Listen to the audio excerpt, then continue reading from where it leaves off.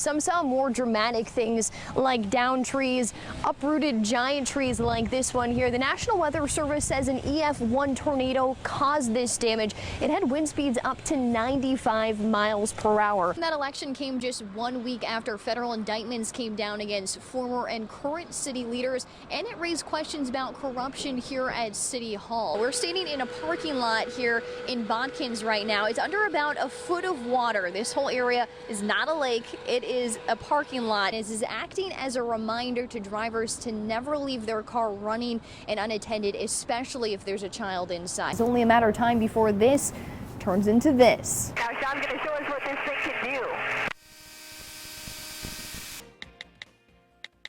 This used to be Danny Reagan's element, but as a teenager, he started disconnecting from this world and tuning more into the digital one. There's a video that I want to watch, and I just click it, and then 10 minutes pass and turn into an hour, and it keeps piling on. Eventually becoming something he couldn't escape. It was like a drug, I guess. That's as close as a analogy as you can get. He was exhibiting behaviors that would go with like a drug addict.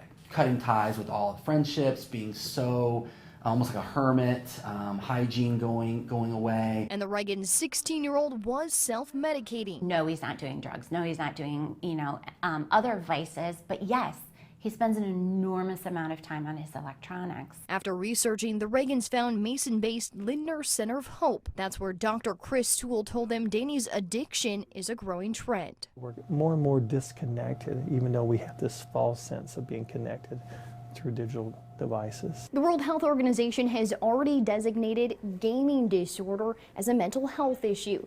Now, psychologists are using internet use disorder to describe the wider problem. Eventually, they expect it to become a clinical diagnosis. Dr. Toole says, like the red flags of substance abuse, doctors are also spotting the 3 C's of addiction with this drug of choice. There's a loss of control. A person might feel more compulsive to use it, and that they continue to do it despite the negative consequences. This fall, Dr. Toole launched a 28-day inpatient digital detox for teens called Reboot. The Williams House provides therapy and teaches patients and parents time management and coping skills, much of the time dedicated to underlying mental health issues. This became a strategy for many people, a way to escape, a way to cope, to kind of disconnect from those type of situations in their life. Danny found he was escaping anxiety and ADHD he's battled his entire life. He has out-of-control anxiety. He is using this to deaden those feelings of stress or fear or being overwhelmed. After 2 weeks in the program, the teen is now using new tools to control those feelings. He realizes avoiding technology is impractical and instead uses alarms to manage his screen time and his support system to manage his anxiety. I've changed socially more than anything, and I feel like that is the most important part, because that allows me to put my video games down and go spend time with more friends. And the Reagans are urging other parents to pay attention, especially in an ever-growing digital divide. If you start seeing those flags, definitely look into it and explore more, talk to your kid. In Mason, Catherine Ross, 2 News, working for you. It's Tuesday. Sometimes the best medicine James, medicine time. isn't medicine at all. Enjoy. Since I don't like to call it candy, we call it antioxidants. You got my medicine? I got my medicine. Every Tuesday, Richard Goodstein makes his rounds at Dayton Children's, Meds. prescribing Dove Promises chocolate to every employee he sees. I love his medicine, and it could just brighten up somebody's day. Just a little small gesture of chocolate, and just him himself. The 71-year-old volunteer's joy How much for you? is the kind everyone wants to catch. Too many people are sad and get so caught up in the things of the world that if I can make them stop for just a minute to smile, it makes my day. It spreads joy throughout the institution and makes us feel welcome. Happy Tuesday. Doc, want some meds? That's not always easy to come by at a hospital, and staff here always looks forward to the Tuesday pick-me-up. So this one says the most attractive thing about you has nothing to do with your face or body. It has everything to do with your heart and the way you treat people. Thank you for being you. See, he just knows exactly like what you need in the moment. Oh, you need that medication, Ricky. proving the best medicine for any moment Of course it is. Thank you. You're is a welcome. dose of kindness and a smile. The hospital is here to treat children, but my job is also to help the staff and our employees feel good about their day. In Dayton, Tuesday. Catherine Ross, 2 News, working for you. All right.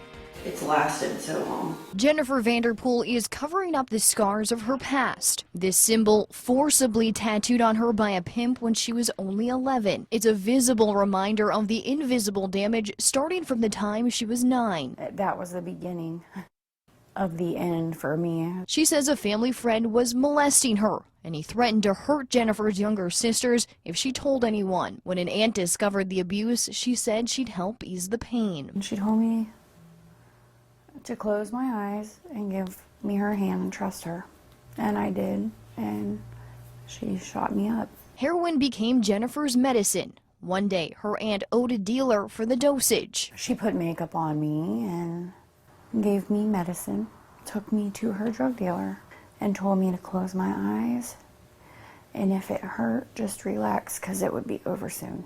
It wouldn't be the last time the aunt used Jennifer to repay drug debts. At one point, she says a dealer kidnapped her, smuggled her to Dark County with other young girls, and forced them to perform sex acts in hotels up and down I-75 for weeks. That began a cycle of addiction and trafficking, dominating her life for more than a decade. I just gave in. The Montgomery County Sheriff says the drug crisis is fueling those problems and draining solutions. Well, one problem we have with the opioid epidemic, we don't have enough resources, so we're understaffed. So we can only do so much. In 2017 in Ohio, the Attorney General's Human Trafficking Commission investigated more than 200 human trafficking cases. That was an almost 50% jump from the previous year, but the number of arrests and convictions both decreased. Sheriff Plummer says many victims are unwilling to testify against their traffickers. Many are too ashamed, too afraid, or too addicted to come forward at all. Most of Jennifer's pimps never served time for human trafficking.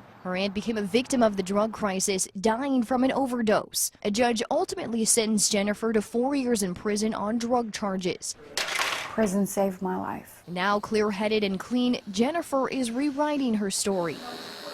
She's covering these marks, but also uncovering her experience to help others. And the more people that are aware of human trafficking, know the signs to look for, the more they could save somebody. Among those red flags, poor mental health and abnormal behavior, signs of physical abuse, few or no personal possessions, nude photos of themselves or others, and controlling older boyfriends. Victims like Jennifer encourage everyone to offer help before judgment. When you see a woman on the street or in a hotel room or on a website, your first thought is that that's what she wants. You know, that she wants to be there, that this is what she likes, or no. Catherine Ross, 2 News, working for you.